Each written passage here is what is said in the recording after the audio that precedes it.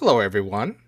So this is our fifth and likely final video in our series of examining if socio-economically advantaged neighborhoods have more 311 requests or if they have their requests fulfilled much faster.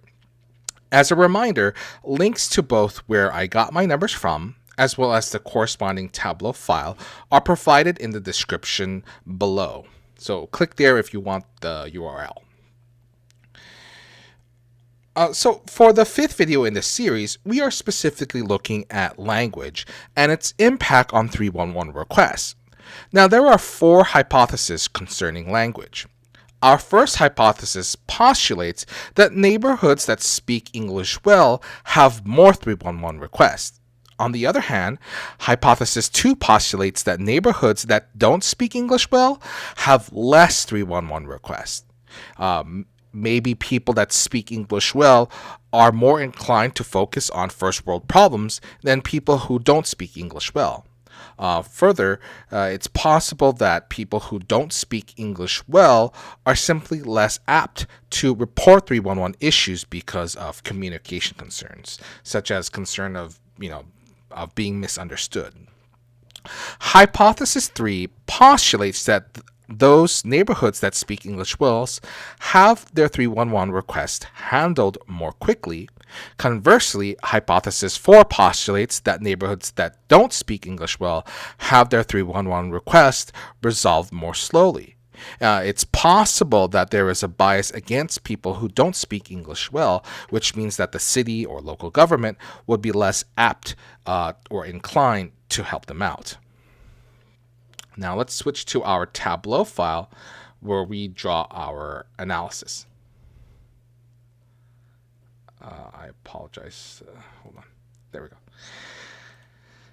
Okay, so on this slide, we assess language groups against each of the neighborhoods. So the language groups are in the x-axis, and each particular neighborhood is on the y-axis here. Here we see that the language groups have been divided into two sections or two groups. The first group is those who speak English well, and the second group is comprised of those who either do not speak English well or who only speak very little English. Now, if you look at the bottom, you'll notice that the x-axis signifies the population of that particular language group.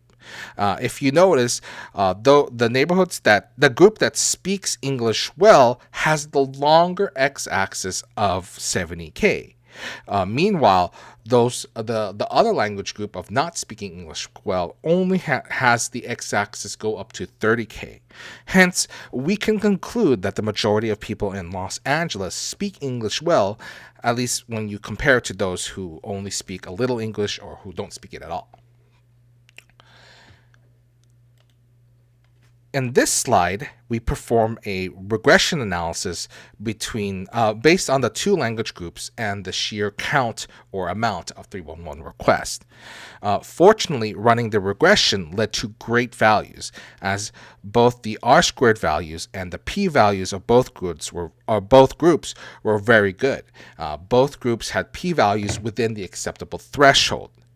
The first group that speaks English well had a moderately good R-squared value of 0.39%, meaning that there does indeed exist some correlation between speaking English well and the sheer amount of 311 requests.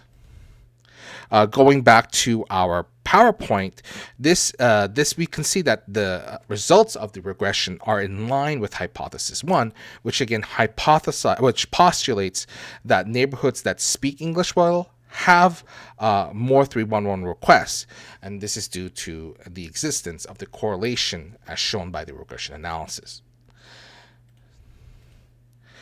The second group of those who don't speak English or who speak little English has an even stronger R-squared value of 0.584356. Thus, it has an even stronger correlation with its 311 request count. The results are actually disproves hypothesis 2, which again postulates that neighborhoods that don't speak English well have less 311 requests, because as the regression showed, there is actually a strong positive correlation between the neighborhoods that don't speak English well and 311 requests. And thus, hypothesis 2 is incorrect.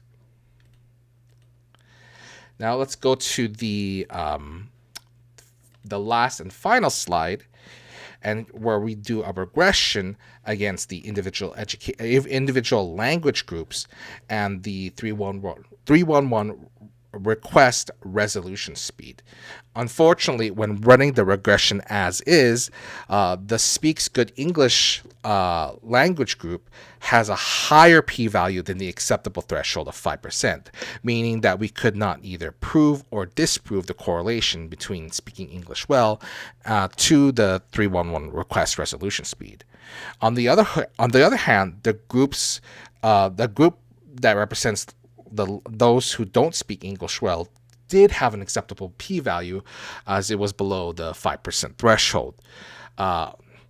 However, the regression shows that the R-squared value was way too low, being only about 4.4%.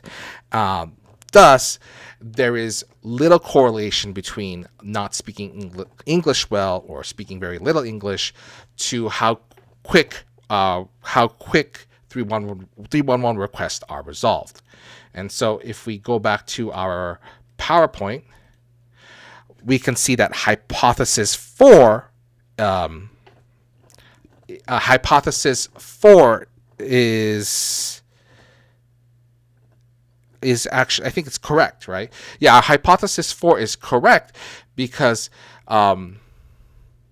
neighborhoods that don't speak English well are slower to resolve 311 requests, because as the regression showed, there is no correlation between how speedy it's resolved and and with the language group of not speaking English well. So I think that affirms hypothesis 4. So if we go back to the tableau, when we go back to the tableau and we rerun the regression to remove this downtown Los Angeles outlier, which we'll do right now, unfortunately, it gave us a p-value that's still much too high, much higher than the 5% threshold. And thus, we cannot confirm if there exists a correlation between speaking good English and the 311 request resolution speed. And thus, hypothesis 3 is inconclusive. I cannot prove it or disprove it simply because the p-value was too high, and so we can't formulate a conclusion. Anyways, that's the end of our demographic analysis. Thank you for viewing my presentation, and I hope that Hack4LA can draw its conclusions from it. Thank you.